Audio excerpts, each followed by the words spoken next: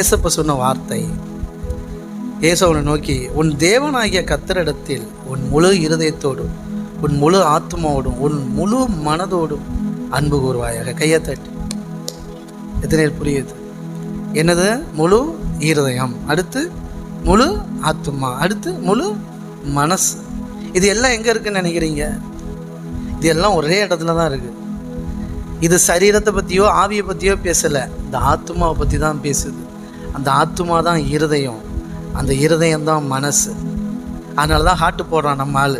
ஹார்ட்டுக்குள்ளே அம்பை விட்டுட்டியே அப்படின்றான், என் மனசை தொலைச்சிட்டு அப்படின்றான், மனசுக்குள்ளே வந்தாய் அப்படின்றான்.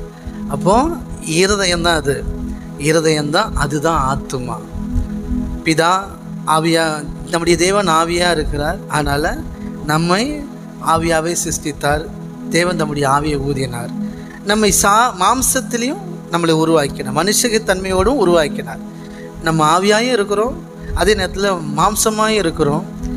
இப்படியே இணைஞ்சிட்டுன்னா ஆவி என்ன சொல்லுதோ அது மாம்சம் கேட்கும். அது பேர் ரோபோட். என்ன ப்ரோக்ராம் பண்ணியிருக்குதோ அதை அப்படியே செய்யும்.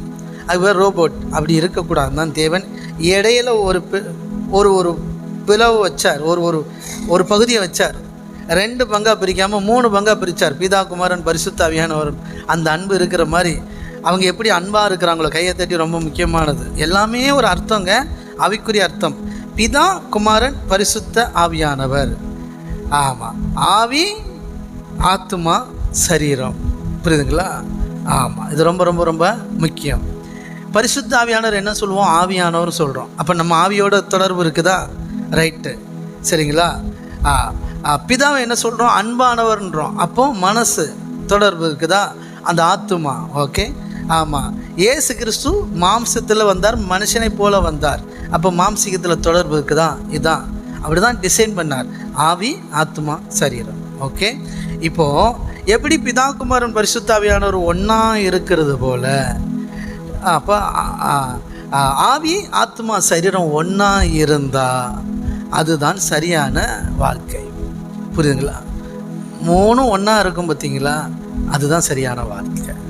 அதுக்குத்தான் எப்படி பிதா, குமாரன், பரிசுத்தாவியானவர் அந்த அன்பு ஐக்கியம் கரெக்டாக இருக்குதோ, அதே மாதிரி நம்முடைய ஆவி, ஆத்மா, சரீரம் கரெக்டாக இருந்துச்சுன்னா, ஒற்றுமையாக இருந்துச்சுன்னா வாழ்க்கை சூப்பராக இருக்கும். அதுதான் சரியான வாழ்க்கை.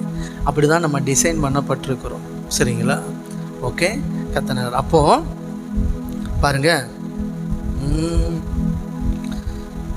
நம்ம இருதயம், அப்போது ஆவி, இடையில் ஆத்மா ஒன்று இருக்கிறதுனால ஆவி சொல்கிறது ஆத்மா கேட்டு மாம்சம் செய்யும், சரீரம் செய்யும். இல்லை, மாம்சம் சொல்கிறது ஆத்மா கேட்டு என்னது செயல்படும், ஆவி அமைதியாக உட்காந்துருக்கும். இப்படி தான் நிலைமை.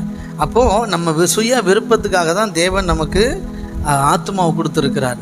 இந்த இடையில் ஒரு பகுதி இருதயம்னு ஒன்று கொடுத்துருக்கிறார். இந்த இருதயம், இந்த மனசு, இந்த ஆத்மா, இது எல்லாமே இங்கே தான் இருக்குது. ஓகே, இதுதான் மைய பகுதி, இதுதான் சென்ட்ரலில் இருக்குது. இதுதான் ரொம்ப முக்கியம். எத்தனை புரியுது? ஆவி முக்கியமாக முக்கியம், மாம்சம் முக்கியமாக முக்கியம். இந்த 2ஐயும் இணைக்கிறது ஆத்மா. இந்த ஆத்மா கரெக்டாக இருந்தால் வாழ்க்கை கரெக்டாக இருக்கும். அதனால தான் பிரியமானவனே, உன் ஆத்மா வாழ்வது போல் நீ எல்லாவற்றிலும் வாழ்ந்து சுகமாக இருப்பாயின்னு ஆசீர்வதிச்சார். எப்படி?